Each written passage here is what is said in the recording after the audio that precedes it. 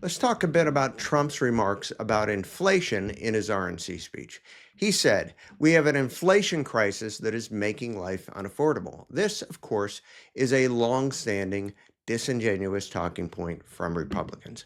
Biden did not cause inflation. Inflation initially spiked because of the pandemic. As the pandemic eased, consumer demand naturally increased, and there was inability to meet the demand because of supply chain issues. Inflation rose around the world, with many peer countries doing worse than the United States. Inflation did reach a high of 9% in June of 2022, but annualized inflation has since dropped significantly to only 3% this past June. Wage growth has lagged inflation initially in Biden's term, but has since caught up.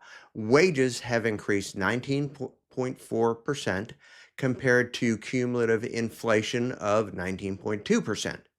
Inflation definitely seems to be under control now. Trump also said at the RNC, "I will end the devastating inflation crisis immediately, bring down interest rates, and lower the cost of energy." I wouldn't be too sure about that.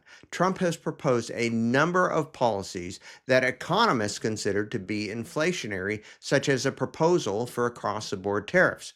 While Trump's frequently claims that tariffs are paid by countries, that's wrong. The costs of tariffs are generally passed on to consumers, so it's a form of tax.